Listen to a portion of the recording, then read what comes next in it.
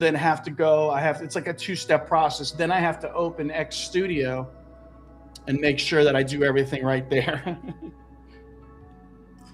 So I wanted to ask you about this because I've been looking into this diatomaceous earth, however you say that word. Yeah.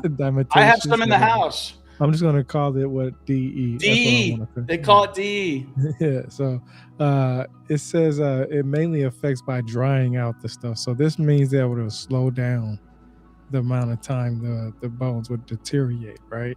And I also learned that is mostly for moisture, and is with silica rich powder made from fossilized diatoms. Basically, just pulls out moisture. And then I was reading about how, because I was looking up different things about how would it affect, like the Nazca mummies or the Tridactyls and stuff like that. And some of the stuff that I took notes on, because I actually have notes right here. It says you basically to tell if these things were real or fake is basically just using X-rays, CT scans, and histology and direct sampling, and all that's been done. Like this is from a broad different things of, using different ChatGPT, Grok, Google, Safari, Windows Explorer, doing my own asking the same, basically typing out one question and copy and pasting and see where it would lead me to, and ask for different sources. And those are the main things that I found was, the earth, the DE that you talked about was basically to keep the bones preserved longer. So they're a lot older than what they can actually be. We just don't have, the actual dates that some people can agree with, but we know they're old, and we know that they're some kind of human beings or some kind of species at least. And then to see if they're fake is all you have to do is just look at the X-rays. Because if I take these skeletons, and it doesn't matter what X-ray facility I go to, it's going to print out a piece of little plastic thing that's going to show exactly what's on the bones. And if you provide that on TV, everybody that reads X-rays and whatever their field is should be able to look at it and just say, look, yeah, there's no denying this is real.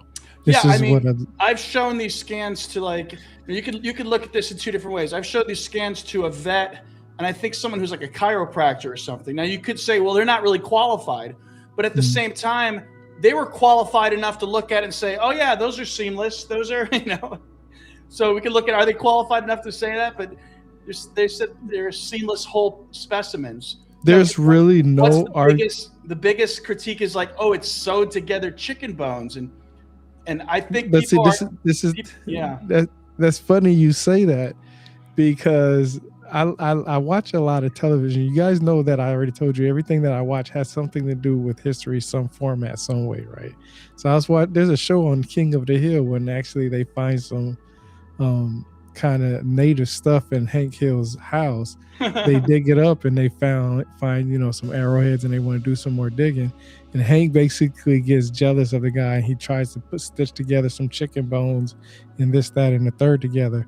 And it's just like, you can tell by looking if they're chicken bones or not. Like, yeah. I'm not even an expert in the field. I've had enough broken bones in my body to see X-rays of what an arm would look like under X-ray machine. Right. So even amateurs can see if people took the time. So you can tell the people who don't even take the time. Yeah, but it's just interesting, because I've actually I've had a couple of broken bones. My brother had a couple of broken bones. One brother had a dislocated shoulder, and I got to see all those X-rays. Yeah, so I got to see exactly what it would look like. Not just saying I'm an expert on it, but I mean, I know what I see. Right. So if you're gonna tell me something's fake, you're gonna have to explain it to me like my eyes won't believe that it's fake. Like, you're gonna have to convince me hard. You know what I mean? And I'm looking at it, and if it was chicken bones, no two chicken bones are going to be the same. There's not going to be just one chicken bone and one saw. Well, and people are getting the specimens confused. Like, maybe you could say, the small ones could be chicken bones. Okay, maybe. But then there's these other human-sized specimens. How do you?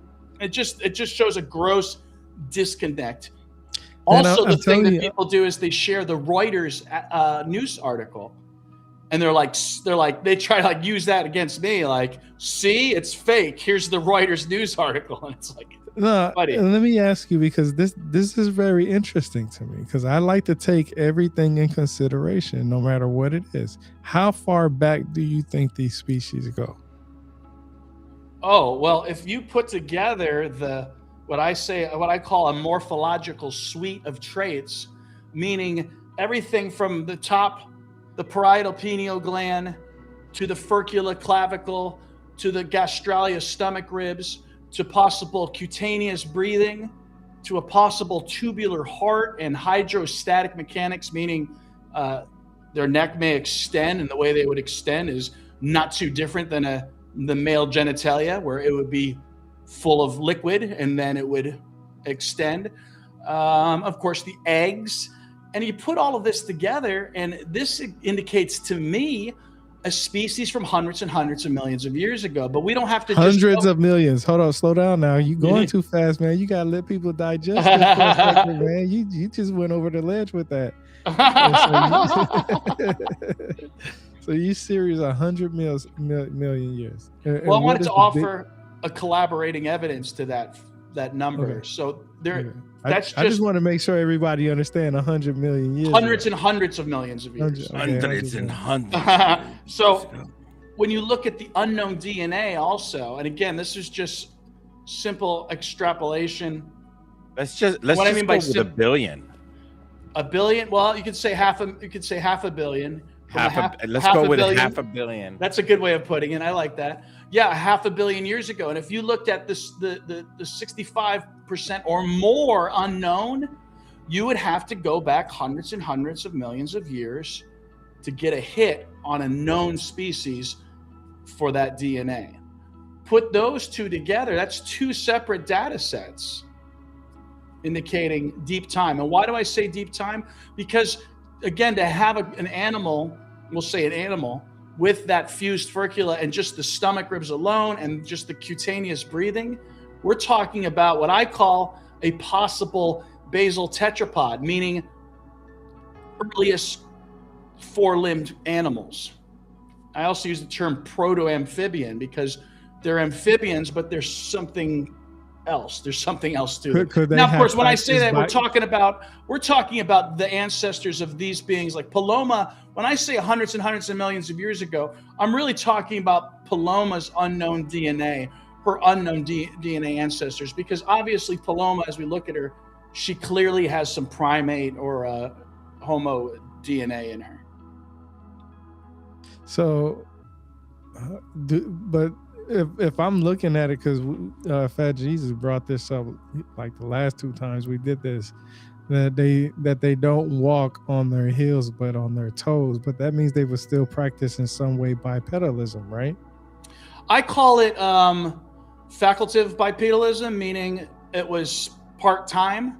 So according to my my research, they are four-limb first developing amphibians. Josephina's limbs, for example, are longer. So a modern example might be an axolotl. But going back to the walking on the two legs, I use a term I call it the satyr pose. A satyr from mythology. Usually it's shown with like goat legs. But I use that as an example that like Pan, right? Like the god Pan. So I suggest that these mythologies like Pan, somebody saw something like a tridactyl, described it in some way, and it comes out this cartoony looking character. I mean, for fun, I like to, by the way, I sprained my back, so. I want everybody that is listening. You can't see my legs, I don't think, but yeah, I like to get up on the tip of my toes and kind of lean my head forward. You're doing an imitation. No, keep going. Mm-hmm. Yeah, I wish you could see the full body, so I could propose. We want to see the full effect. I need you to go back there and get the costume on. No. We need you to get the costume on with the horns and everything. Well, I do play Krampus from now and then. Yeah. I've been Krampus several times. We need to. You know what? See if I can find that picture though. You know what you need to do? Put on the costume, do a small video, and then press a button whenever that comes up, and then have you just walk around, prance around like with the legs. I think it would be fun to do it with an audience. A collection of Professor Ed Casas. It would be fun to have like an audience. Make great memes. That's all I gotta say. Do the proposed, move. I'm gonna see if I can find that. This is entertainment, honestly. Nah, look, man, I'm telling you, I've been doing a lot of research on this. But it's entertainment. Good, you have to. A lot of people, there's always this argument about where humans started at, right?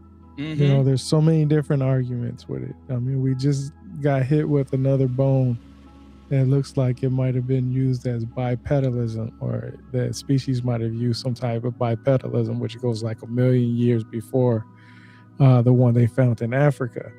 But then I think about all the species that practice bipedalism and all the different type of ape-like species. And then some people would say 1 minute that we don't come from apes. And then sometimes they'll go back and say, well, we do come from apes because the bones would show something that comes from their location.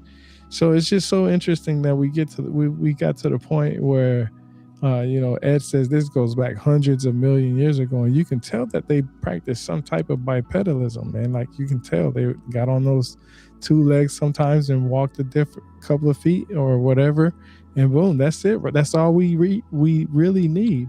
So now the question is, where do humans really come from, and where did we really start? Because did we start like this, or did we start like something like that? The aquatic ape theory, and the idea of the aquatic ape theory is that being in the water would force the primates to prop up on 2 legs. Are we talking about sea monkeys? Isn't sea monkeys interesting though? I mean, it's one of those weird pop culture things where it's like, it's like these are like sea monkeys, the Tridactyls, and I don't think this generation has ever experienced sea monkeys. What's honestly, also unique? What's unique about the sea monkeys, Jesus? What's unique about them? Well, they look like shrimp. Before that, though. Oh, before that, like when you get them. They're dry. They're dry. They're in a cryptostasis. They're dry. They're mummies already. You get mummies. But you should start selling. You should start selling sea monkeys. Oh, totally. Yeah. The fact there's another company that sells. I think they call them sea dragons or something. Tiny size.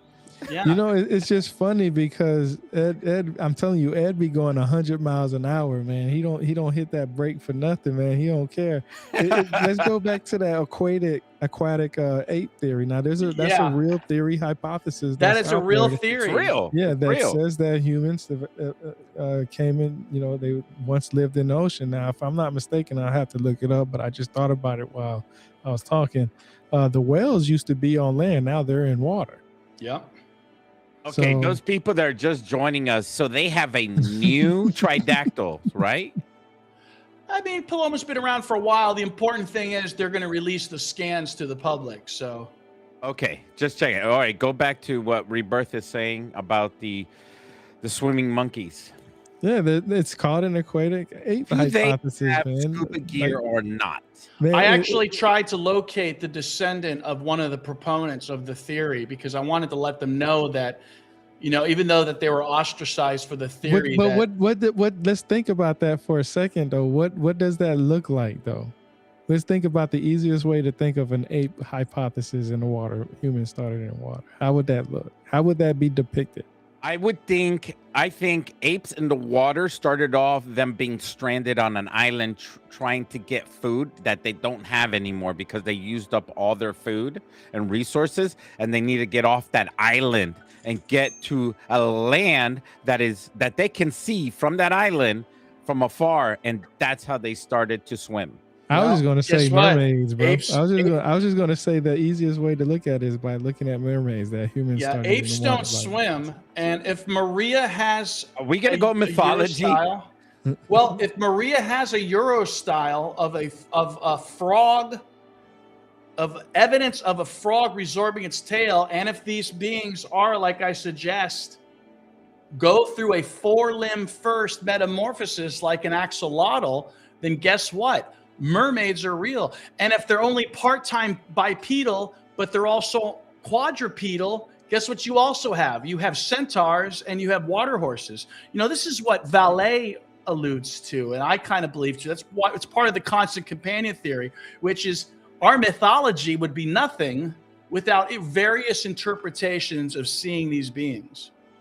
Let's see. That's why I wanted to bring that up, because I study that very well. And what you just said, you brought up the aquatic ape theories, and I remember learning about that in school, about possibly humans started in the water and stuff like that. I mean, there's a Simpsons hairless episode apes, about right? The salt water rubbing away from the hairs on the skin. They say that when children can be born underwater, and the hair on us runs the direction of flowing water, right? Trev, welcome to the stream. We are but lonely sea monkeys inside the forgotten jar in a child's dresser. Well said, Mr. Wolf.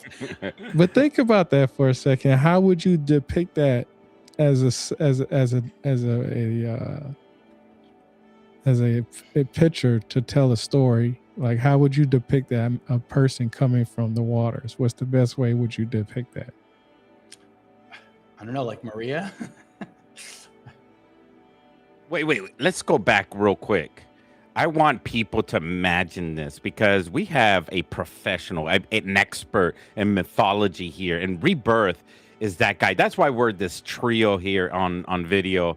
And I want to imagine these monkeys. I mean, I started this ball on the island, and can you imagine how many of us here can raise their hand and say they have interacted and swam with dolphins? I actually went like every month in Key West to swim with dolphins. The dolphins actually really knew me. Like, whenever I was getting close, you could hear them going, like they already knew I was coming, and they didn't see me with their eyes. Yeah, they were already talking. Like, I hear the same sound, but their radar and their sonar can detect through walls my internal organs, everything. They know I was approaching, and they knew it was me that was coming. They know people by their sonar. I don't know how they do it.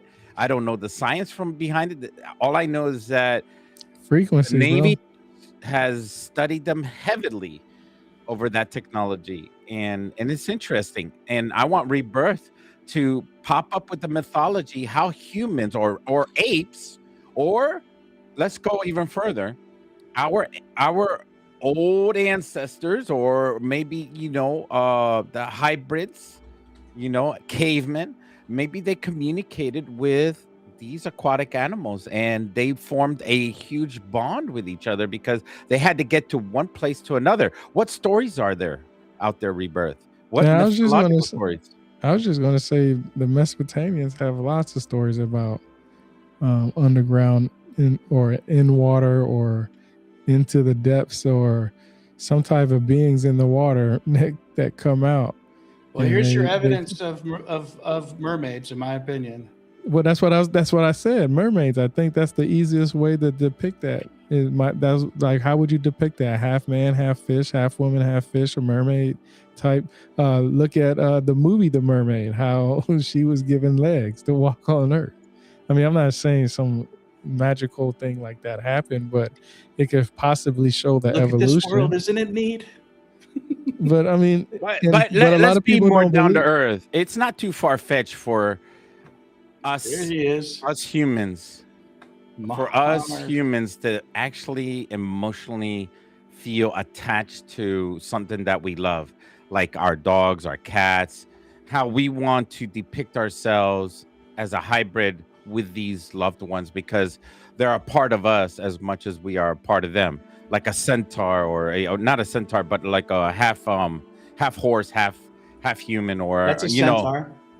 Yeah, it is, right? Yeah. So I mean, centaurs, satyrs, and mermaids. I'm suggesting they're all real. Hey, Mark and Sammy.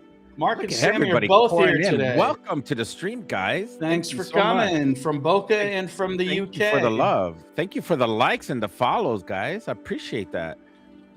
So I'm trying to be grounded today. That's just a switch, and everybody else is entertaining the mythology.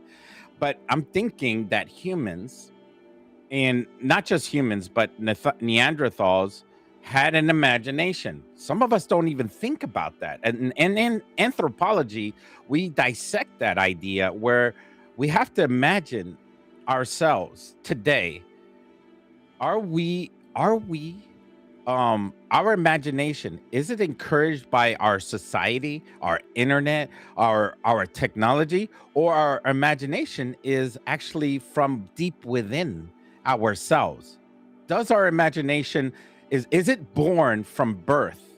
Does that come with the territory from the beginning, or is it encouraged by our culture? You have to ask those basic questions, because we have to think about these mummies, and we have to think about how their arts and culture, how they're created. Are they created by the culture around them, or are they birthed with all that? Is that part of them? So all these mermaids, all these ideas, all these depictions, are they the imagination, or are they real? Go ahead. Wow, you guys are really intense in listening. It's thank you. It's just, I just got done putting in ChatGPT. That's right, a picture Sammy. To look in what it would look like from an animal or a fish or a mermaid turning into an animal or a human, I guess. And it's actually pretty interesting because a lot of people don't believe in evolution, you know what I'm saying? And everybody has their own ideas. Some people just say we didn't come from apes, or we don't have anything common with apes, or whatever the case may be. But it makes me think. I mean, we don't look the same that we looked 100,000 years ago. No, we don't. You know what I'm saying? Not. 50,000 years ago, we don't look the same. No. The Homo sapien line has, and correct me if I'm wrong, Ed, the Homo sapien line has changed a lot since 300,000 years ago. So did they have all the grooming stuff that we have today? We have mani-pedis and nail salons. Man, I'm telling you, it's well. The thing is about the Homo sapiens from 300,000 years ago. Part of the idea is that the skulls are similar to modern humans. Hence the identification and such. So you would have to go back farther to our Neanderthal relatives. We have to do a shout out to the women, because we have to encourage more so. Women put a lot of time and effort into their bodies and their hair, their eyes, their nails. They spend a lot of time fixing themselves up. So if they didn't fix themselves up, what would they look like? So how did that evolve? I mean, how was it back then? How did they look like back then? I don't know. All those was eye makeup created? That's a big industry, by the way, to encourage to look like the Tridactyl ancestors. Was lipstick encouraged to facilitate blood on the mouth? I don't know. Interesting. Well, yeah. I don't know. With some wacky views. I need to research that. No, it's just so interesting that the Homo sapiens don't look the same as they did. Would a Tridactyl have lipstick? Can you imagine? Are you going to do a drawing of a Tridactyl with lipstick? I'm reminded of E.T. now in drag from the movie. Yeah, E.T. And of course, the other thing about Maria is that they suggest that she doesn't have a navel. That means she wasn't born with an umbilical cord. So she was likely developed from an egg. There's E.T. now. So that's why I offer these two images here as evidence of your mermaids. This Euro style, I suggest, is what this is, of a Anuran frog amphibian that has resorbed its tail. And then this here, a four-limbed first larva with its tail still and with the feet still fused, in my opinion. You always bring out that sock puppet, man. When are you going to name it? I did name that one. I named that one as Logan and Donovan because there's the hatchling. Nice. Logan and Donovan. Let's give it to the house, baby. Woo! Yeah. I want pictures of Logan and Donovan. I'm going to put it on my shirt, man. Hell yeah. Oh, here we go. Mascara is used to reduce glare in bright surroundings. I want Logan and Donovan right here. Yeah. I'm going to get that. So Loving what else? I'm gonna say that I'm interested in to see Mark what else showing his true love. Oh yeah, look at him. So we're just going through in the other screen, our fourth screen. I'm just going through the various images of Paloma. So guys, this has been around for a while, but the thing is that they're just coming out with the scans right now. But how many more Tridactyls do they have? They have not scanned. They haven't been scanned or haven't been shared? I mean... No, they had to all been scanned, bro. If you got a CT, it don't take long to do CT scans. But it costs money and time. But, I mean, you know how many scans are doing? Shared is what I meant. Yeah. How many have to be shared still? Okay. Have you ever been to the hospital where you have to get a CT scan? How much paperwork you have to do, and the politics behind it? When you gotta do shit. We in the VA, bro. Yeah, I VA, man. Come on, man. Where do you live? Here's a bunch of these new ones. Actually, in my VA, we have to go to a tractor trailer to get scanned. I guess it's a third-party contract. Why did they name one? No, it's right outside the VA. We do too here. No, it's in the VA parking lot, but the trailer is in the VA. So yeah. But, I asked them. I'm like nonchalant. Oh yeah, just do a scan. You know, and they're like, yeah, it's not that easy. It costs money. It costs the VA money. They charge them a lot. You know, just to do. So here's a bunch of the smaller reptilian types that they call them reptilians. Of course, I don't care for that term that we don't even talk about. This is just goes to show you. There's Will, Clovis, Ceres. Bro, look at those beautiful pictures. And Koyuriti. So there is so much more to go over. There's so many more scans to be revealed.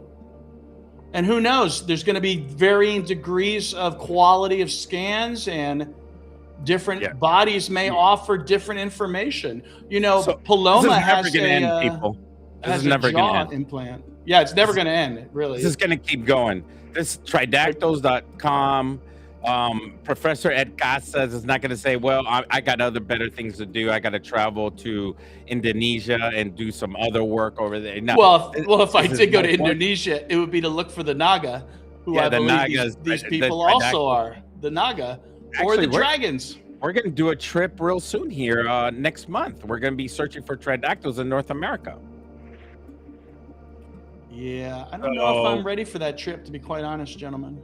I mean, no, you gotta be ready, buddy. You know, or if we can have to pull you out there in a stretcher, we will. Don't. It's funny you say that because I pulled my back this week, and I have been it caused me so much pain that all I could do was sleep. All I gotta say to you right now is walking sticks. They are amazing. Start learning how to use walking sticks. Buy them, get them. Make them a part of you. They are the most important thing to have at your age, at my age. They will help you balance and walk the terrain. People use right, because what's it doing? It's making your 4 limbs longer. Yep, that's right. You get 4 limbs. You hear that, Rebirth? I mean your forward limbs. Yeah. I got me a walking stick. Yes, I want to go to China and find dragons. Exactly, Diddy Weldon. What Ed Casa was saying, the way they move is like this. So drop your hands down. You got to drop your wrists. Their hands are permanently in that position. Yeah, I'll be right back. Hold on. And their heads might actually hang below or equal to their shoulders. But yeah, I've been tracking the various Naga temples in the world. And again, you know, I suggest that this whole culture of the dragons and the Naga is coming from the Himalayas. And the reason the Naga temples are around the base of the southern part of the Himalayas is that they descended from the other side. Okay, so these are walking sticks.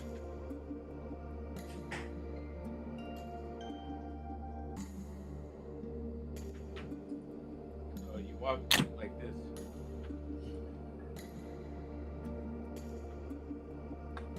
Yep. You should make that. You should snippet that and put it as an Amazon review or something. So no, I mean, yeah, no, exactly. but you know who uses these the most are Europeans, Canadians, a lot of people from other foreign countries. They use this a lot, and they do have underneath this are spikes. So I have like little things right here. So if you're in the snow or ice, you can use the spikes to hold you down. Right now, I have the little plastic tips on it. They don't want you to use the spikes in archaeological sites. It'll damage the site. So I have all the tips for this one. These are super lightweight. They're carbon fiber for traveling. I need to work on weight. I got them like 50% off on Amazon on Black Friday. So here's Ica University, where the majority of the mummies are being studied. Well, I say the majority. That's not even true. I think they only have a handful of them. So the bodies are spread out. There are various teams working on them, and various labs have studied them. But I noticed this week too. Diddy says you want to go to China to find dragons. Yep, I shared his message at the bottom there. Yeah. Also, I noticed that Rebirth was talking about the Nilotic Congo language. And so here is a proposed homeland of that language, in case you're interested. Sammy, I wanted to tell you, I live in Virginia, where Virginia Beach is. So every year we have the Neptune parade, and we celebrate the mermaids over here in Virginia Beach. It's a big event, huge event. So that's what I'm saying is these mythologies talk about this. I mean, you only can depict these things in ways that you can try to make it being understood by other people. And some people would do half fish, half, human. And then somebody would put like the bottom part being the fish fins, or then some people would put the fish head. Or they'll make them a serpent. They'll make the bottom half a serpent. Yeah, and that's another thing that I was going to say. Depending on where you lived at, would determine what kind of animal you choose to represent that form in the first place. That's why you have people with different animals represented. And they swear that mermaids do come ashore over here in Virginia Beach. Man, they show up like human beings. There's stories in Japan about that shit, bro. Like these, check out these yellow markers around the south end of the Himalayas. They probably have a secret society out here that closed them. These yellow marks on the south side of the Himalayas are all key ancient Naga temples. And then if I was computing all these different languages, and it is possible that the majority of Earth's languages could have started from a singular location and traveled 1 mile a year and spread out through the world. Oh, so that's the main cauldron of society, you're saying? I'm saying that this is the origin point, approximately, of our dragon myths and humanity. That's where it landed then. Landed? What do you mean? That they were not from Earth. They came from somewhere else in the universe and landed there, and that's how all of life started. I don't know if they had to come from anywhere else. This could be a natural process of the planet. Possibly. I'm speaking for those that believe in that. Keep in mind also, guys, that this region here was a mega lake. And I was talking about this last week. If you were to follow these exit points of the mega lake, you can see on the Earth that there is a great amount of sediment that flowed. So that's why I suggest, is this the origin point, not just of the Tower of Babel, if you will, but Noah's Ark and that's something Eden. We all agree too. Also, this was a monsoon climate. This was a subtropical climate, a perfect way to reproduce a sort of African climate for our primate ancestors. And what is the other evidence of that? I think, is it the purple dots? The purple dots are Denisovan and Neanderthal caves. This is another reason why people suggest an out of Asia theory, but you got to have both. Yep, that's right. I mean, that's Rebirth's wheelhouse right now, Sammy, is pretty much the reason why you probably believe that is because everything in mythology and everything that has gone on in everybody's culture, even your own and your family's culture throughout history, has led to that thought that you're thinking of, because we wouldn't be here today passing on from generation to generation to generation, because we don't live long. So if we live forever, then we would all have the answers to. Yeah, and as an anthropologist, we're always looking for what is the impetus for these beliefs. There has to be an impetus. We can't just say, well, someone just made this up in a cave, right? That's right. It's too wide. That's why it's too widespread. The whole dragon motif or the water serpent motif is too widespread. So there are various exit points that our ancestors could have used from this region, and perhaps propelled by that flood. Perhaps it wasn't intentional. Perhaps people were just thrown to these great distances. But I have a question for you guys. Okay. You know how we look in Egypt and the Middle East area and in Arabia and in Iraq area, we have heard stories, and this is mostly for Rebirth down there with history. I've noticed that there has been cultures conquering other cultures, and then they would destroy, obliterate the other culture. They didn't leave their stuff up there. Here's one thing. You know how they have all these monuments and all their stone buildings and all that stuff are up? Why not reuse it, right? Like, I mean, you got a building with 4 walls. I just conquered you. Now I got free 4 walls. I got a free air conditioning. I got a free TV. I got a free a thermostat, and I got a free stove. I got a free everything, right? Everything is free. I don't need to destroy it so I can make my point. So why am I going to destroy a whole city?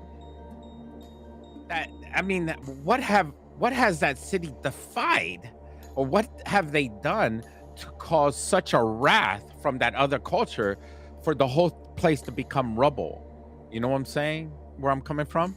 That's your wheelhouse. It's the aesthetics, bro. The aesthetics. Your aesthetics is not our aesthetics. So how do we make you become under us? Well, we destroy your stuff. We put up our stuff. They might still have people who pass on stories, and that's why you have a mixture of similar stories, because one god came into being another god or a being or a species, and so on and so forth. I mean, think about it for a second. The best way to take over somebody is destroying everything that they used to worship or honored or loved, and then you build your stuff on top of that. Yeah, the best example is the conquistadors building churches and cathedrals atop of mountains. Yeah, and they do reuse their stuff. They do use things.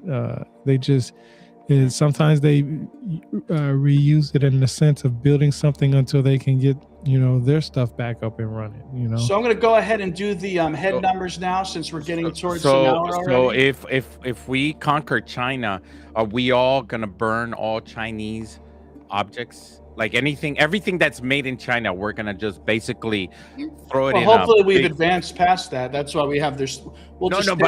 I'm just using common sense here, though. You know what I'm talking about? I'm trying to. I know what you're saying, Professor, but the thing is I'm trying to think, like, why destroy all of this?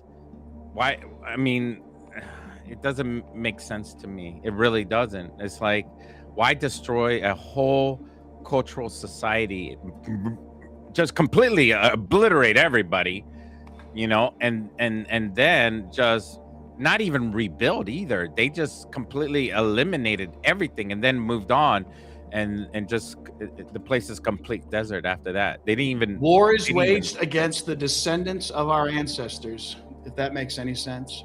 So if you see the yellow highlight, that means you've already won. So we're going to roll and see who is the winner for this evening. Who's the winner? Got a bunch of dice rolling. First number is 84, and 84 is a winner. Shut Down. Shut Down is our Congratulations, winner. Shut Down. I thought since it's been an hour, that way people don't have to... ultimately it's dominance, says Diddy. I think, Diddy, were you the one that had the strange name last week that we couldn't pronounce? Yeah, Taliban started destroying the Buddhist statues, yeah? Yeah. And the Buddhists destroyed the Hindu statues. They replaced it with the Buddhist temple statues. Remember that?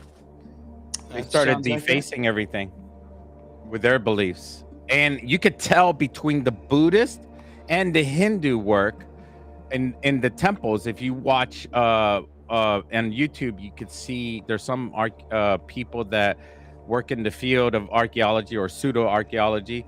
They show you the work of how the Buddhists and what their culture and how they do stonework in comparison to the stonework the Hindus were doing.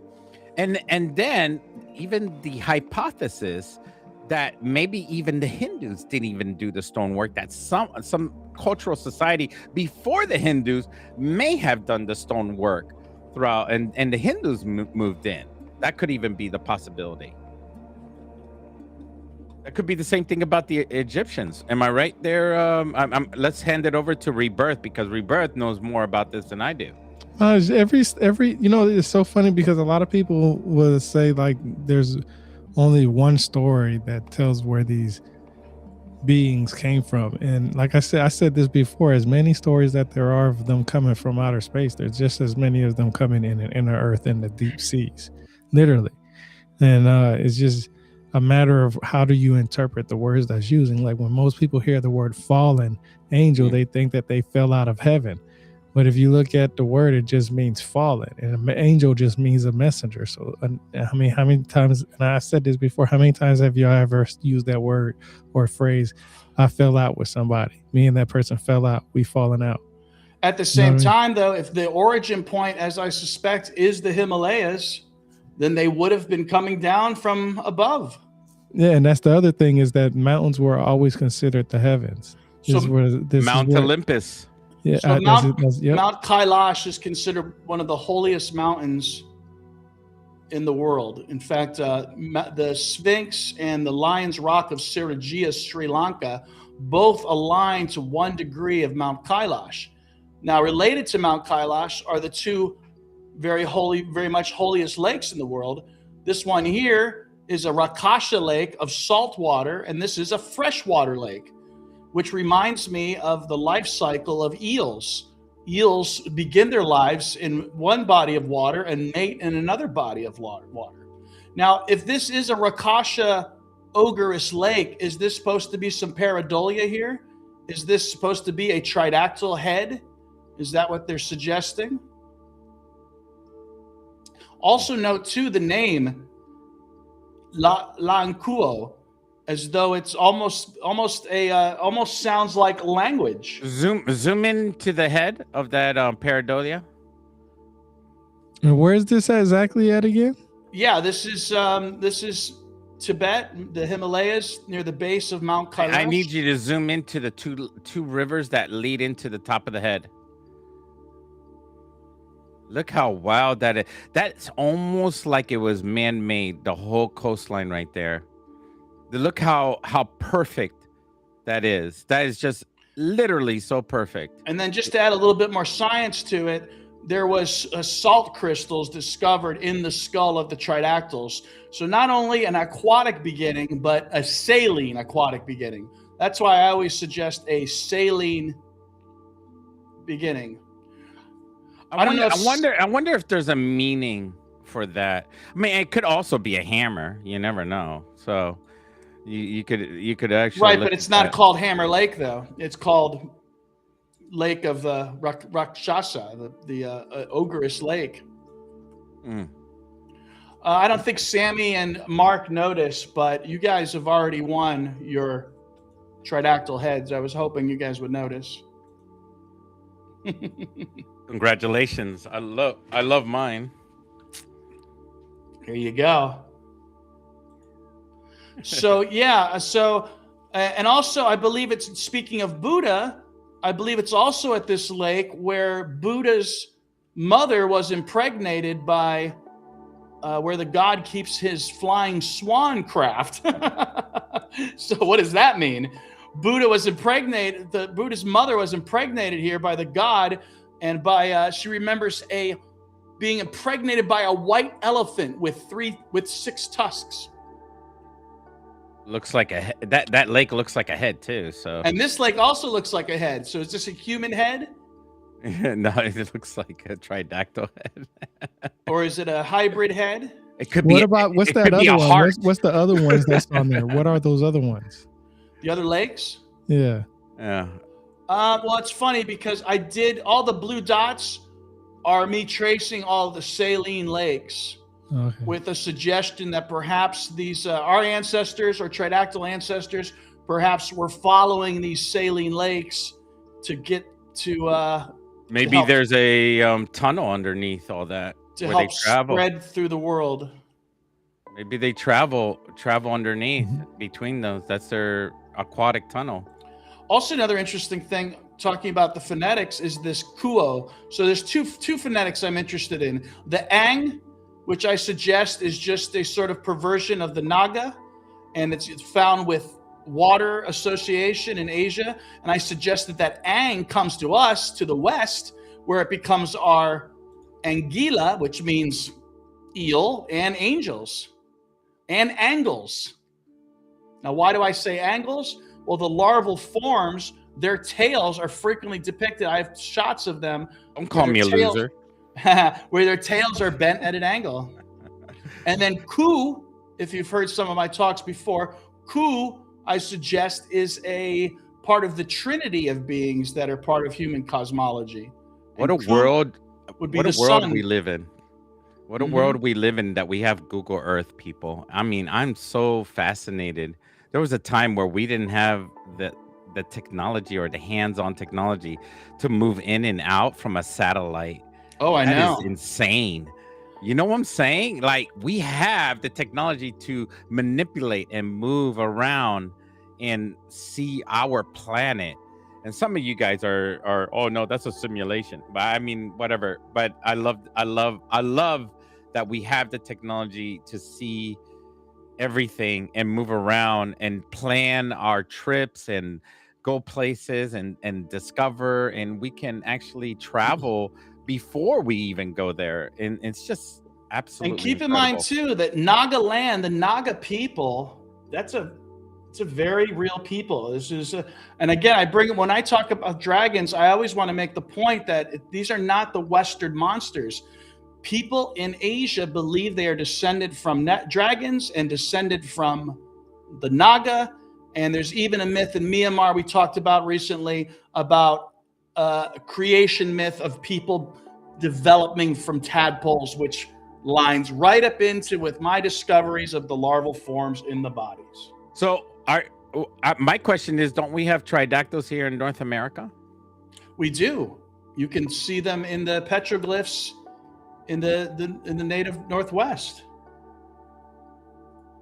Because I think it's important for us to discover our indigenous culture here in North America, and we need to travel around because we have a lot of viewers here that, you know, they can't make those trips far away, especially now that we're in a time of war.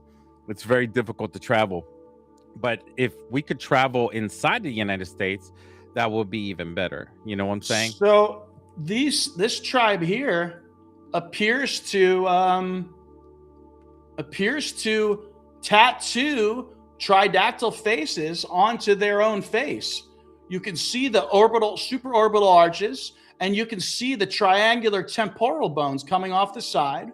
You can see the cross-hatching of the skin pattern, and you can even see what appears to be a fused clavicle. They've tattooed a furcula onto their body.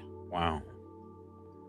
So they're doing the same thing as the mummies, the hybrids that are in the mummies. They, instead of physically fusing all of that as a mummy, they're doing it with the tattoos. That's incredible, guys. And then look at this depiction of these Naga people. Someone said to me, "Oh, well, they look like snakes." And I said, "Snakes with noses? Tridactyls have noses." These are depictions of Naga. Look at these. I mean, they're like cartoon humanoid faces. And people think that these are monkeys.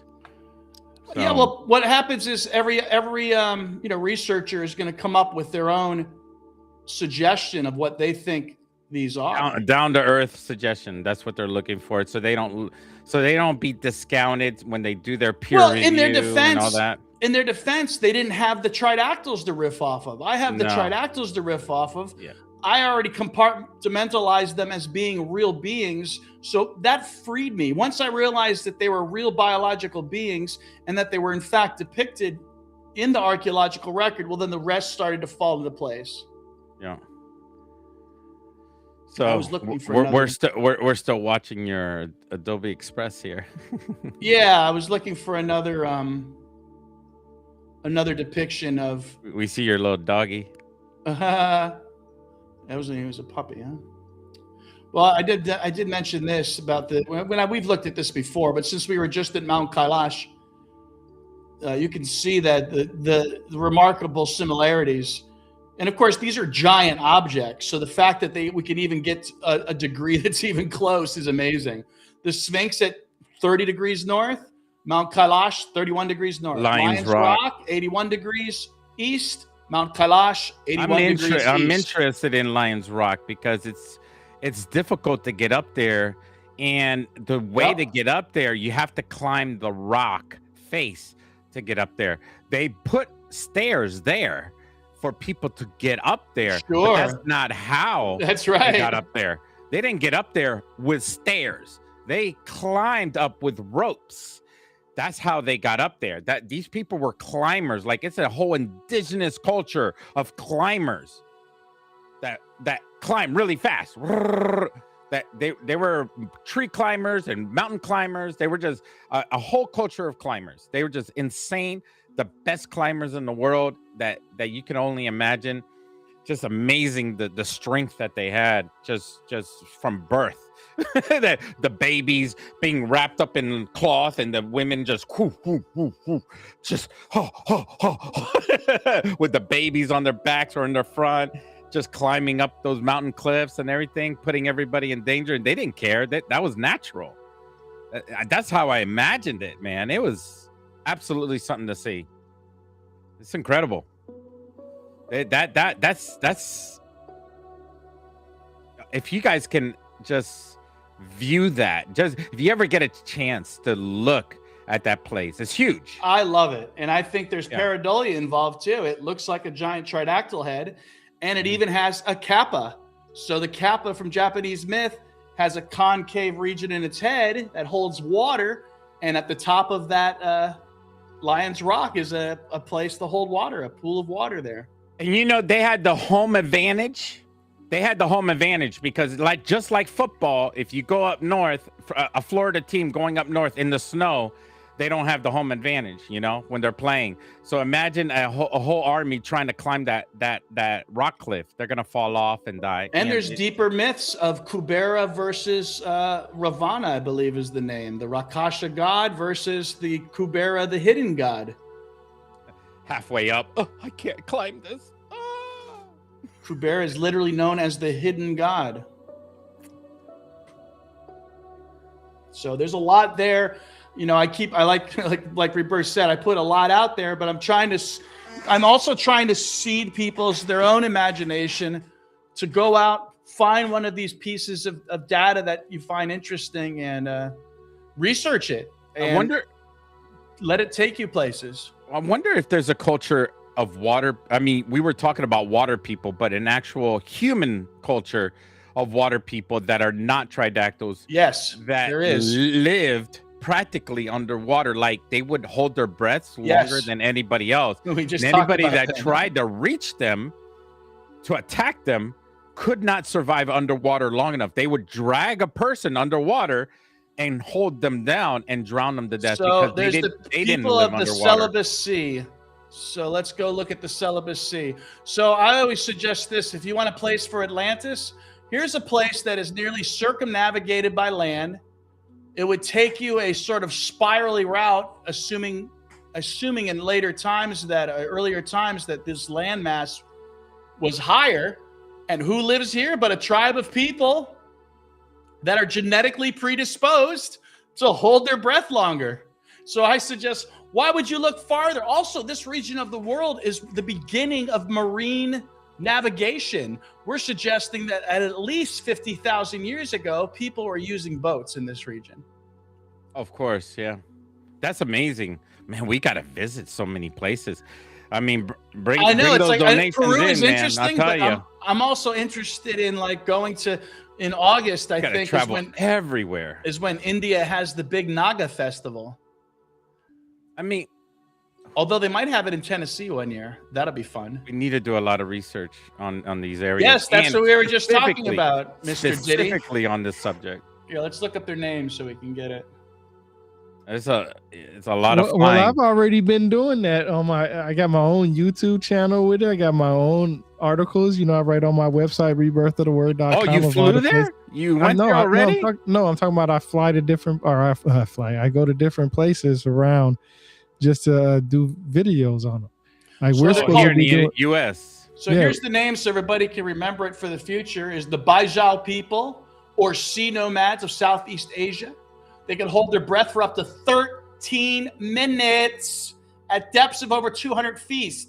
They possess genetic adaptations, including spleens up to 50% larger than average. I mean, come on. What if you want? I mean, seriously, if you want evidence of Atlantis, aren't these people it? In my opinion. I mean, I'll tell you what, my bank account will put you on my back and I can take you there by foot. But I can't fly you there. I know a buddy in Thailand, so if we go to Thailand, we can have a connection at least. Yeah, at least, right? I mean, we got connections everywhere, but you know, just getting there is not cheap at all. You know what's interesting? This cave here. That's why I told Ed to start putting that donation out there so people can donate for those trips. Yeah. Like you said, people organization, yeah. That's how most people do it, is finding sponsors to help them do right. That stuff. Yeah, it's we need to get the sponsors for this. I mean, we were aiming for a museum, a university, and writing peer reviews and stuff. There's a lot of sponsors out there. We just need to do a lot of the footwork, write books, and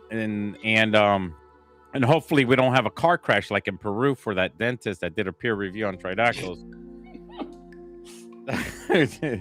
You know, that poor guy. That's the only guy that did a peer review on Tridactyls, and then all of a sudden he loses his life. Is he the only one that did the peer review? Yeah, he is the only one. He did a peer review, and then all of a sudden the I don't know. I don't want to talk about conspiracy theories now. Yeah, because the other guy lived. Oh yeah, the other guy lived. Amazing. He didn't do a peer review on Tridactyls, did he? I don't think so. So we looked at a lot of cool stuff today. And I think we covered a lot of good stuff. You guys allowed me to cover a lot of cool things today. So Diddy says, isn't there a modern day tribe who can hold their breath for 4 to 5 hours? We were talking about that earlier. Oh, I don't know. 4 to 5 hours, 13 minutes, it says. Well, I mean, if they were using certain apparatuses and they had like, if they had like some air bowels underneath the water to breathe, and then they stay underwater, and then they had them all set up beforehand, and they blow out. And, I don't think that's as interesting as these people that are genetically inclined to hold their breath for 13 minutes, though. Yeah, but if they set up these air, like bamboo like or things with air in it that always fills up with air, and they breathe in, and it doesn't show up above water, then yeah, I think a person can hold their breath for a long period of time. So it'll give the illusion, that they can hold their breath for a long period of time if they prepare ahead of time. But if you drop them off somewhere else around the world and then they don't have their equipment and all that stuff, then, those poor people, yeah, they wouldn't be able to survive. They have to be in their own environment to survive. This... Well, thank you, Sammy. No, definitely follow Professor Ed Casas and Rebirth. I'm the entertainer. You could always see me playing. This piece here I find interesting because it resembles the archaic letter B. And I don't know if you saw the first slide I showed today, but I mentioned I wanted Rebirth to look at that, is this theory that this skull that likely belongs to Victoria has, to what looks to me, an archaic letter A carved into its skull. Mm-hmm.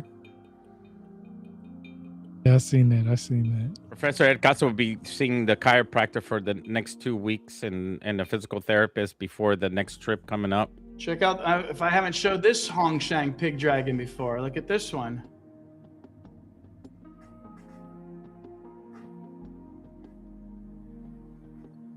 And this is an interesting piece. This is on a turtle shell, and with a serpent in the shape of a letter C. Is that a copyright? Copyright? Yeah. Oh, because it's a C? Is that maybe that's an ancient copyright? And this one I've shown before. Just further evidence of that four-limb first metamorphosis that I suggest is out there. A little archaeological joke there. But it's generally accepted that people understand that everything came from the water, from life first. Life started in water, on Earth at least. Yeah, we've always said that. We've always said that. Yeah. That we've developed from some amphibian that crawled from the water, right? So are these those amphibians? Because it certainly seems like it. And if you put together that hundreds and hundreds, what we say, a 500 million year origin, combined with mythology of these beings, of showing tridactyl faces and calling them creator beings, what is that telling you? It is a collision of data. It's just interesting because, like I said, the one thing that I do know is in mythology, the Anunnaki gods, a lot of people think they came from some planet named Nibiru. The actual text says that they come from the depths of the sea.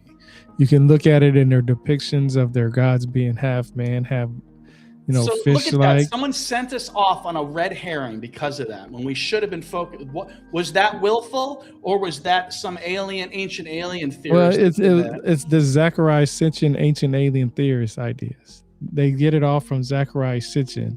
So he did us a disservice. He gave us a great red herring.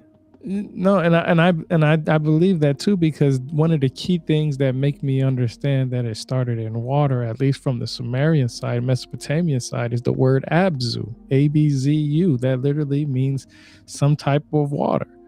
That's it also seems to be, if I'm not mistaken, a theonym. It's a name, isn't it? Also. Thank you, Sammy. Well, because when you was talking about the fresh water and the salt water, that goes back to the Tiamat. It goes back to the Tiamat and the two gods, a saltwater god and a saltwater goddess and a freshwater god, if I'm not mistaken, which would coincide with my theory, and also even modern evolutionary theory, which is a mother goddess mates with the male local. Yeah. Now my question is how many places on Earth has that same similarity of water, of fresh water? And also that there's that what I call my own folk. I call it folk etymology because I'm kind of putting together my own sort of proto language. When you break down Abzu, you have ab, which is a father phoneme, and zoo, which is an animal morpheme, which I've seen in multiple languages. So it's like saying animal father. No, that's what I'm saying is that I know what the mythology says, the ones that are most famous for it. And I know that when it comes to the Anunnaki, the idea is not that they came from some planet named Nibiru. That's one thing. That's why I always harp that I don't understand how Billy Carson goes around saying that. Same dudes. He picked up the torch from Zachariah Sitchin and Eric Von Daniken and them. And he's saying that they came from, but I'm telling you, I'm serious. That's like one of my biggest questions is where did these gods came from? This is the whole reason why I'm on this journey in the first place is to understand these gods and where they came from. And it led me to understanding mythologies and the Bible. What do they bring with them when they come out of the water? Well, sometimes they have baskets or bags of some sort. Well, I don't mean physically. I mean like they bring civilization and language and writing and that's what I'm saying. That's what it says. And all these things.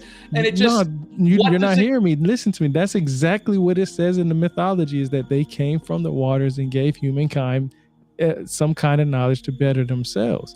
It literally says from the depths of the seas. It doesn't say from outside of Earth's atmosphere. Another data set that just collaborates with everything we're saying tonight. And then when you look at the Ubadians that came before the Sumerians, that came before the Mesopotamians, that people will call them, technically they would be the Mesopotamians. They would be probably one of the oldest because they came before the Sumerians.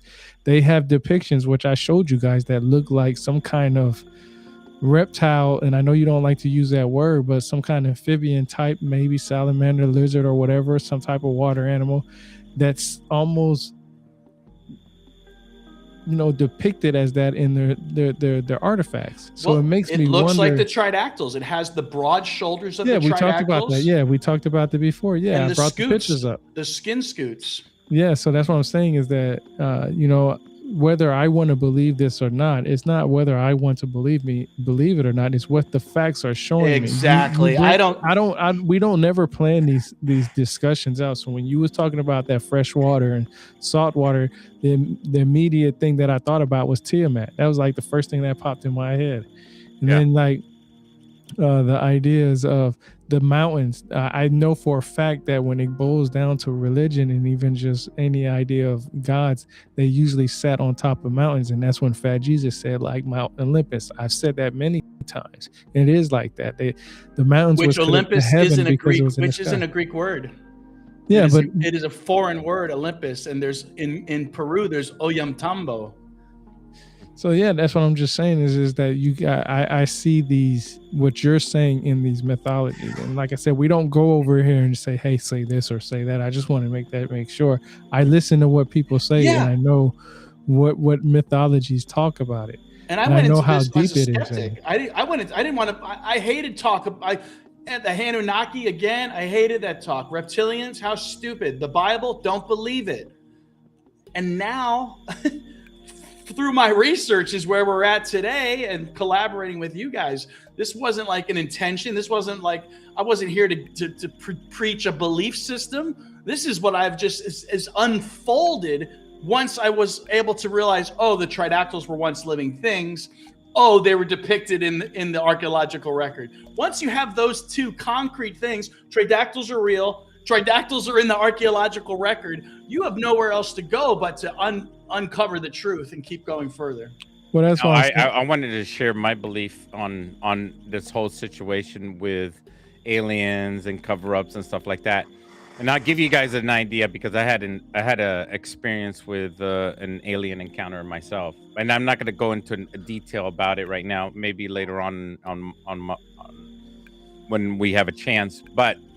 The thing is that we have to take account, and I don't want to despairingly throw Billy Carson under the bus because I met him personally, and I have talked to him personally, like one-on-one, man-to-man, talking about things, and we have actually Professor Ed Casas and I, we have talked to Billy Carson. And he agreed to a podcast and stuff like that, but we never got a chance for that. But I think he's a genuine person. Now, the information he puts out on his video, he had a situation with his previous spouse, and she helped him put that information out. I don't know if that's a third party thing or whatever the case is. I don't know what his belief is right now in comparison to the past. All I know is he's just a businessman and he likes doing the things that he does. And this is just his life, the way he runs it. But, I think genuinely he's a very good person. He's a nice person. As far as he trying to hurt us or do anything, no, he's not a hurtful person. He doesn't go around hurting people or trying to do damage to people or anything like that. He's actually a very nice person. You ever get a chance to meet him, go ahead and meet him personally. You're going to find him. He's a genuine, very nice person and stuff like that. He won't attack you. Is this a plug for Billy Carson? No, I'm not trying to do. I want to give people my assessment, my personal assessment of when I met him and talked to him and communicated with him face to face, and we had a long conversation. That's all. I just wanted you guys to know what I saw about him. And I'm a good judge of character whenever I sit down with people. I've met him before. I've met him at Cosmic Summit. I talked to him one-on-one before too about some of the stuff that I had. Was he a bad person? No, and I don't think anybody's a bad, being a bad person is subjective, first of all. So, your bad person could be different than what I think is a bad person, you can be a nice person and still. A manipulated person is a bad person. That's what I think. A person that likes to manipulate information or manipulate people to do things in a certain way, that's a bad person. But I haven't found him very manipulative when I communicated with him. No, he truly believes what Zecharia Sitchin says. No, that's not being a bad person. I know Zecharia Sitchin literally has his own ideas about it. The problem is that he wasn't able to provide sources for it. He would use the broad terms like Enuma Elish or the Epic of Gilgamesh, but anybody can go and read that stuff for themselves and see that it has nothing to do with extraterrestrials, especially when you learn the linguistic sides. He doesn't teach you the linguistic sides of how these words came to be, like the Strong's Concordance and stuff like that. He talked about it in his videos and stuff. But when he first wrote that book, he didn't talk about that stuff, and that's what most people go off of. And Billy Carson, like I said, he's not a bad person because I don't know him personally. I didn't grow up with him, and I know people that you can grow up with somebody and they can be one way and a whole nother path. I mean, I got family members that's like that, so that's neither here nor there. But when I say is when it comes down to understanding the facts of what the information say, it makes me wonder, okay, if we believe in the Tridactyls that we believe in, then there's more of a possibility of them being the Anunnaki rather than them being from a different planet. And I say that with sincerity because the word Abzu, the number one word that has to do with any of it is the word Abzu. And then we look at the depictions and the stories and the mythologies, and then you're just like, where does it say that they come from a different planet? Where does it say that? And there's no cuneiform tablet that we have that identifies that. But we have plenty that identifies the water. Even with the depictions and the drawings and all the other stuff, it has to do with the water. So now it makes me wonder who are really these Tridactyls now?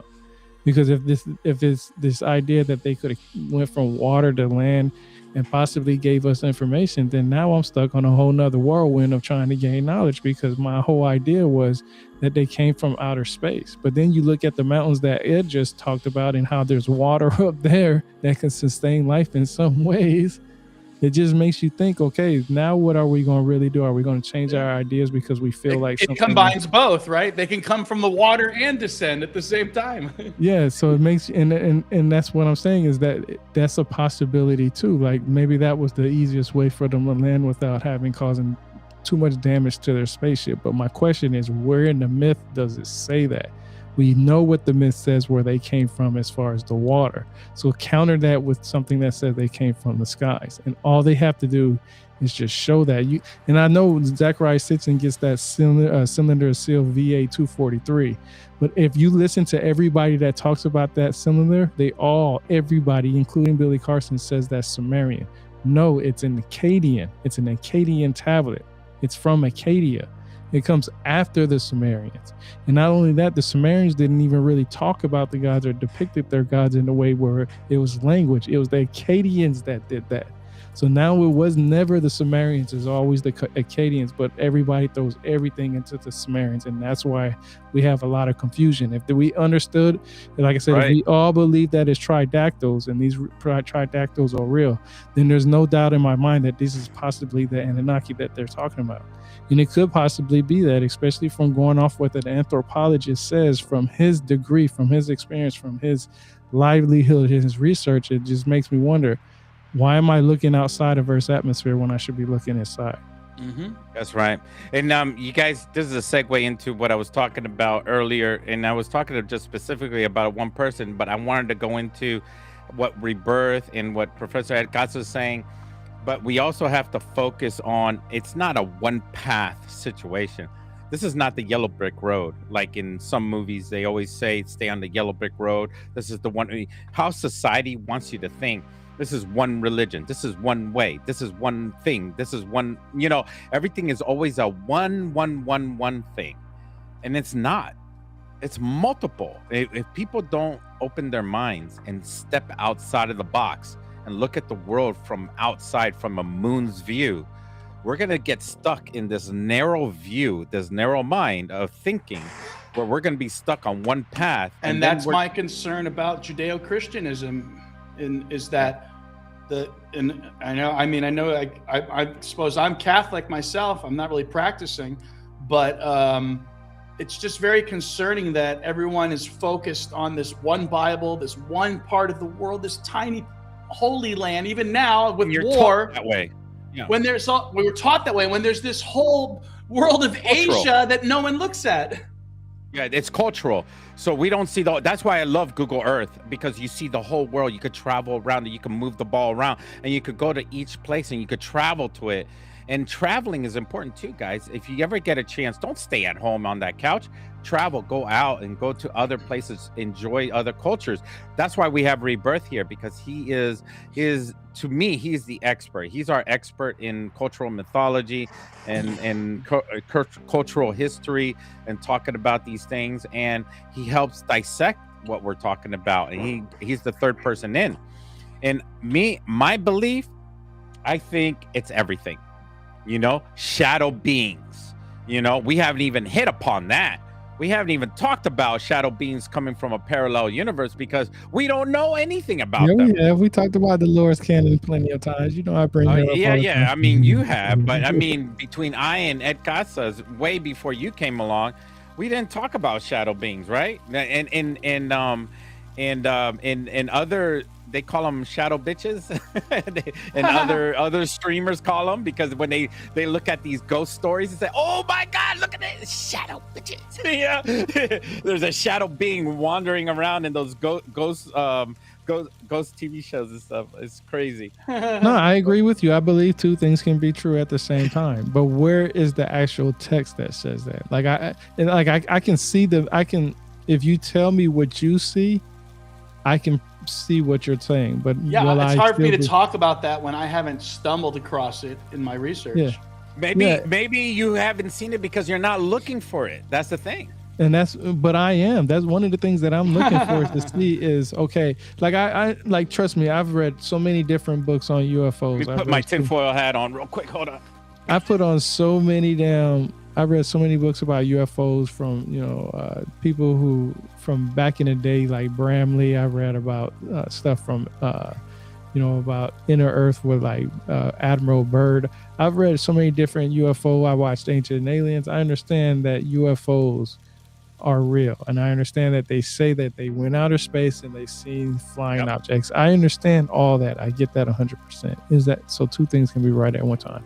But initially, is our human being, as a human being, are we the gods of this planet? And because of our hybridization and our changing from our original bodies, did that take away from some of the things that we were able to do, even though we may have been some in the water and some on land? I mean, two species can probably, aren't dolphins mammals? Yeah. Mm-hmm. Aren't we mammals? Mm-hmm. So why can't that be the same thing in hundreds of million years ago with the same intelligence? Dolphins and orcas are literally the intelligent beings of the water, right? And even you know what's so funny? Orcas and dolphins are literally dolphins. They just call them different. Yeah. Next month when we head off to North Carolina, we might experience a cryptic being. We might experience a that'd be nice. What do we call what do they call them? The mimics. When we're out there in the wilderness, when we're checking out the indigenous culture in the mountains, we don't want to be experiencing the mimics, but there's a possibility we will run into it with our cameras. We have I will be glad to face any metaphysical being you put in front of me. Yeah, but I mean, if we experience it, then we'll catch it on camera and we'll share it with everybody here. And we'll tell you we ran into mimics up in North Carolina, deep in the mountains. We're going to be up in the Black Mountains, guys. So we're going to be all the way up there. So any lighter fare we can talk about to wrap up this stream here? We're going on, what? Good 2 hours here? Just about? Any lighter fare? How did you like Starfleet Academy, Fat Jesus?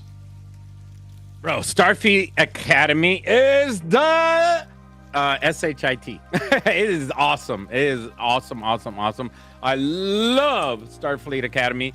1,000 aura to all the cast members of Starfleet Academy. I love the diverse cast. I love the writing. I love how they continued on from Star Trek Discovery and then they Into the Future. It's just absolutely incredible. I can't wait to see next week on Thursday what's going to happen. There's so much discussion on the internet. People are fighting against each other, talking about what's going to happen next. If Discovery is going to appear, if they're not going to appear, if who's going to sacrifice their life for the rest of the crew next week. Everybody's at odds with each other right now on the internet. It's insane. Oh, check that out. What is this? So I was inspired. I was inspired by I tell you what, Rebirth. Look what Professor Ed Casas created here. For whatever reason, man, those mannequins that you brought to life from the pirate thing, it's blew my mind on so many levels. It's kind of freaky. Make it full screen. Make it full screen when you play it. It's kind of freaky. And also the other thing is, I think museums should encourage this because what a great way to bring your experience to life, but to go to the museum. I mean, they should like put a sign up that says, hey, film this and use this AI and bring our exhibit to life. Did you see that, Jesus? Yeah. He took the 3 pirates and brought them to life. And he said to me when I showed him these drawings, he said, well, you know, you could bring your drawings to life too. And I'm like, what a great way to put a little advert out. So I'm putting together. Play it. Just play it. I'm putting together a role-playing game. So if anybody wants to join, it'll be what's called a West Professor Marches game. Is very creative. Yeah. And so if anybody ever wants to join, I'm going to start this campaign on whenever the time is available. So here's a little promo for it. I thought we'd lighten up the mood so we can wrap up this show tonight. We had a great show, though. Where do you find the time?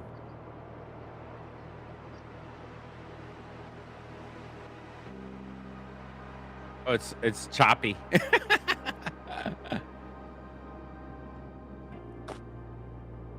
just choppy for me, or it's choppy just for you. Everybody? Well, I don't know. I shouldn't talk. I can see the movement. Yeah, I see the movement. It's like almost like a comic book.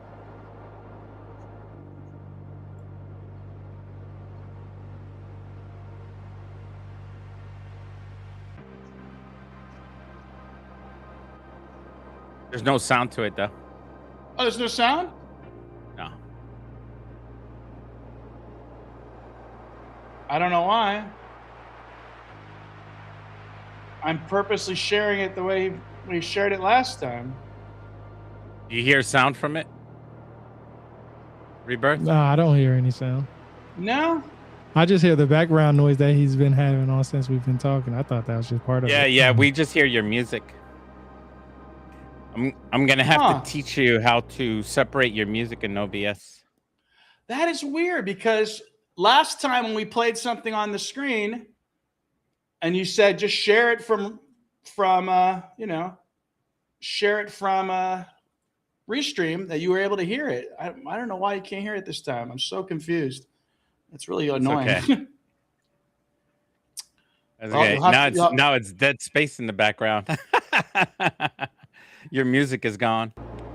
There you go. We'll bring it back. That's probably why we couldn't hear it, because he had his music going on. Oh yeah, try turning off your music and then play it. Right. Let's see if we...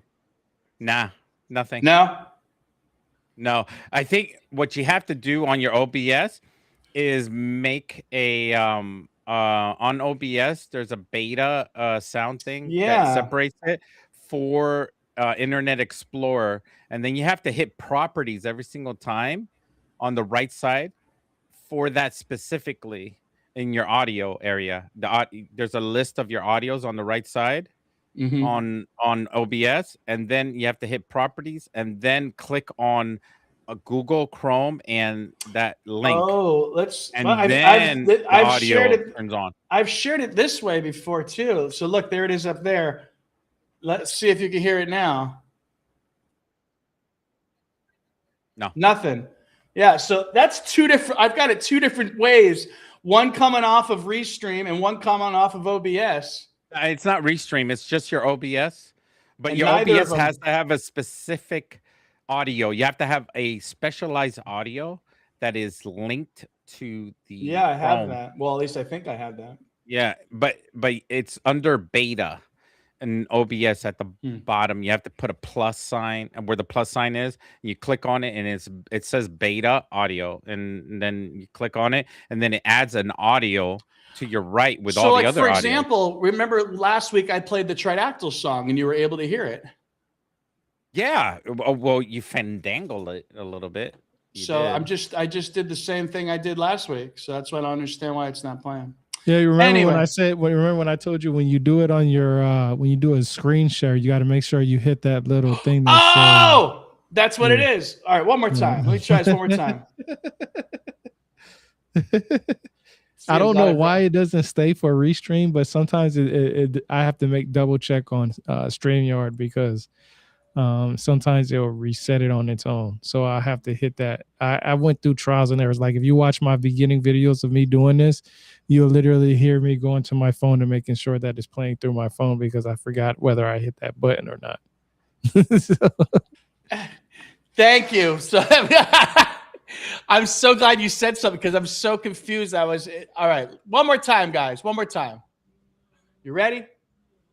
You got to make sure you hit that button. And the button looks like it's already pushed. Oh, boy. If you don't hear it this time, I don't know what to tell you. Nope. Nothing. Yeah, something's wrong with you. Nothing. Something's wrong with your output. If you go to OBS on your main screen and you hit that plus button under sources, hit the plus button and under sources, you see it? And a list comes up and it says application audio capture beta. You see that in your OBS? Audio capture beta. Did you make sure the volume's up on that screen? Audio capture beta. Make sure your audio's up on that screen too.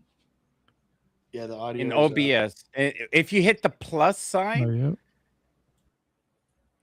hit the add sources plus sign on the bottom under sources. Mm-hmm. And then you're gonna see application audio capture beta on the top. Oh yeah, I don't have that. Okay. If you click on that. Okay. It'll add it in your audio mixer. There's an audio mixer on the right. Yep. And then you go to audio mixer and you click on the three little dots on the left and then hit properties. Or it already has properties up when you add one already. And then you click, and under Windows, you look for Chrome and the video. And you put that on there, and then you hit OK, and then make sure your the audio's up on it. Make sure the volume is up. So what am I selecting? I don't want to select Restream. No, you don't have to do anything. Restream is already recording off your OBS, so the window selection. It's what do I choose for the window option? Chrome, and then in Chrome, you're looking for your video that is on YouTube, right? So is it you? Where this is one's that video on X on? right now. Okay, so Okay, you have to select it each time. Yeah. You have to specifically look for that window. All right, one more time. Yeah. Anything? I hear something. You do? I heard something. Raise the volume up. Raise the volume? Yeah. Oh my God. Make sure the volume is up in X as well. In that thing. There's a volume in the that's up. That's up. Oh boy. Possibly your volume inside your Windows and computer is not connected to oh, that's a good one. Yeah. God, there's too much buttons, man. That's why I don't really. This is also a tutorial for everybody to learn. Yeah, because if you just do the restream right, you wouldn't have this issue, right? I have to deal with the same thing every single time I stream. You probably might need to close that screen and open it back up since it messed up all them times. Yeah. So my playback device looks fine. What am I choosing as my playback device on my PC? Don't I just use my regular headphones? Yeah, I mean, if all your audio is heading towards your headphones and nowhere else, then your audio should be coming out into OBS. Is your OBS inside OBS? Is it your headphones? Your audio? If you go into the settings in OBS, does it say audio out through your headphones? The same thing? Yeah. Okay, then that audio output should be working. Yeah, then everything should be fine. Oh Lord. But really that beta audio, that's how I control all my audio. I separately control all my audio on each window. Restream, like we did it we just did this last week on YouTube. That's why I still don't understand. We just had it working. Anyway, on that note, I think we should wrap this up. No, it's fine. Any final words? No, it's fine. I'm happy to teach everybody how to mess around and because I've been doing this for 5 years, so it's kind of like a learning experience with OBS. It's so many things in OBS that you can do. You know, there's also additions to it. How about also I wanted to do on OBS. I wanted to like when we're doing the spaces to play audio through OBS. Can I do that? Yeah, you can do that too. You could do that through what I gave you, the beta, separating the audio to each individual window. So when you separate the audio for each individual window, but you're gonna have to mute desktop audio when you do that. So if you mute desktop audio and then give audio to each individual window, then you have control of every audio. And then you can mute each individual object in your audio mixer.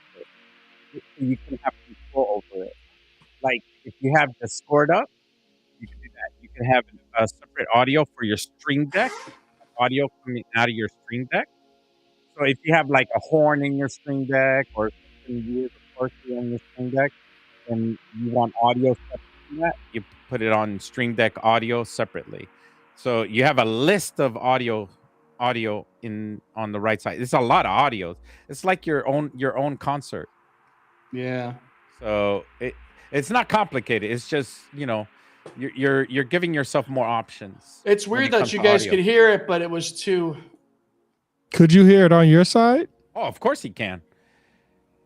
Oh, you could? He can hear it. It's coming right through my headphones. Yeah, he can hear it. We can't loud hear and clear. I have had that same issue. Really? People tell me I can't hear this. And I'm like, oh. So I had to separate all my audio out, and that's when people were able to hear everything, even my Discord, because I have a Discord channel, and I have people jumping into Discord talking, and people couldn't hear the people in Discord, so I had to separate my Discord channel, and people started to hear everybody that was in Discord. Or I could mute people from Discord. That way, if there's someone with foul mouth in Discord, I could just mute them. I have a button for that in my Stream Deck. So If you have some crazy conspiracy theorist named Fat Jesus. Yeah, so I don't know. I don't know if we answered this question. I don't know on the claws versus the nails. I don't think they have claws, guys. They have nails. I think they don't have claws. This looks like nails here. Yeah. Oh, I see what he's talking about. That one down there looks like a claw, doesn't it? This one does, but this looks like a nail. Yeah, that's a nail. You see that? And that's Alberto, guys. We need to see a 3D scan of Alberto's hand. If we could look around it, we need to see all the way around the fingers. All right, pause it right about. Yeah. Right. Keep going. Keep going. Keep going. Keep going. I hate it. I think they're nails. I mean, look, it looks like a fingernail. Yeah, it's a fingernail, guys. Yeah, I've asked these guys too. I'm like, can you stop putting the watermarks on for the purpose of science, please? There. Stop. Yeah, those are fingernails, guys. They're not claws. These are not carnivorous beings. These are not. They don't go around clawing and killing prey. Like a wolf or like just like carnivorous animals have claws, and like a cat has claws and teeth and all that stuff. These beings don't have these things. We look at Suye then to make sure the question is, do they have suction cup fingers? I don't think so. They have, I mean, these are dried up fingers, so we don't know. Do they have the ability to grab and suction cup their hands on if they are prey driven? Can they, or are they vegetarians where they is this guy's hands full, or are those missing bones? Almost looks like it's missing. Is it missing a digit at the end? It looks like it. Looks like it is. Looks horrifying. Looks like somebody was digging and they went like this with a shovel and just. So I'm just wondering if this specimen actually has claws then, because this is the basal earlier version. There it is. That one looks like it's missing digits. That's what it looks like. It's missing the end fingers, doesn't it? Yeah, it looks like it. It looks like. Or is that a claw though? What is that? No. I don't know what that is. I don't know what that is. That could be claws. Yeah. That. Oh, that's the feet. That's the feet. Oh, well, this is the different specimen here. This is this is the so-called insectoid. But what about the hand of that? Where's the hands? There's the hand right here on the right side. You see the right side? Around the butt, on the butt, down at the butt, on the bottom is the hand, but that's a foot. It looked like there. It might have been holding its, NUTs. Yeah, it's holding onto his nut. All right, look at guys. The brain on that. Yeah, this is the one where the movie Aliens came from. They were saying that those were llama teeth, but llama teeth are solid and they don't. Bro, I'm sorry, but that looks like freaking Alien the movie. Yeah, again, makes you wonder how much of pop culture is somehow derived from. It's popping out of somebody's stomach. Well, and when you think of the larva, in my opinion, are burrowing their way through, and now we have that alien. Yo, hold up. Hey, that's another thing that I gotta tell you before we end this. So, I told you I've been watching Stargate SG-1 lately, and I forgot, and it just hit me. I'm now on like the 4th or 5th season, but it just hit me when you kept talking about the larva. In Stargate, they have what they call the gold or whatever. Yeah, in their stomachs, and it's X marks the spot. Amazing. It looks like an X, and the X marks the spot, which literally, if you go to ancient Hebrew, is TAU or TAV, which means that is X marks the spot. Same thing there. The identification of Jesus dying on the cross. The X and the cross has a lot of similarities with each other in ancient Hebrew, but the stomach, the gold, is that outer species or an individual that inhabits another species of body, a physical body. and uses this body as I guess a vessel of some sort. No different than when you watch Avatar, when they use the consciousness of changing it. And also in Star Trek, there is the what are they called? Jesus? Yeah, there you go. The gold right there. Yeah, that's what I'm saying. The serpent. That's what I'm saying, man. Look, I'm telling you, this mythology is crazy because. Hey, there's your sock puppet. Yeah, that's what I was going to say. What are the species of Jadzia Dax? The Trill. The Trill are a symbiotic life form with two species. A worm within this. But this is what you was talking about. How much of our history or how much of our stuff is in these so-called TV shows and movies, and this is something that's literally in there. I mean, it looks like a serpent to me of some sort. Yeah. Could it be? It could have been like a. I mean, it's all in the depictions. And why did they include the X, meaning X marks the spot? And you're looking at all these symbols and symbology within it. And you're just like, dang, how much are they telling us that they're just making fun of us, or this is entertaining for them to continue their traditional? Look, I'm going to be the grounded guy in this conversation. Okay. All right. They're tapeworms. Okay. It's basically us going through the horrific, human beings going through the horrific bathroom experience of tapeworms dangling out of your back end. But again, and that's why those stories came to life for thousands of years. We don't have to make up dangling around. We don't have to make up an explanation out of your body, because I'm finding larvae in the Tridactyls, so you don't need to make up something. That's what when you kept saying that. People are just inventing imagination from tapeworms coming out of people's bodies, and then they started making dragons and saying dragons coming out of your back end going, you know. You're making up stuff. You're making up stuff to fit the narrative, when in reality we have larvae in the bodies. I don't know, man. I'm just using common sense. I mean, I'm a human being. If things come out of my body, I'm gonna tell you. I'm gonna tell you another thing that's so interesting that you say that, because there's a Futurama show that actually has where Fry eats a egg sandwich from a gas station, and these worms in his body creates his body into where he's like almost this perfect individual. Like, he's so strong. He has the right words that he can say, or words he can say. And then he can play this certain instrument with like it's no other. Like, it's just so easy. So I'm telling you, they tell these stories. These stories are inside all these television shows and movies and all this other stuff. Like, you don't really see it until you start reading about it. Like, this is in mythology like crazy. That's why I brought up the SG1, because here's the Trill symbiotes. I mean, it's just another story. So you got we could all say that the aliens spawned all of this, but then it's just where is that coming tapeworm, from? Guys, a bigger tapeworm.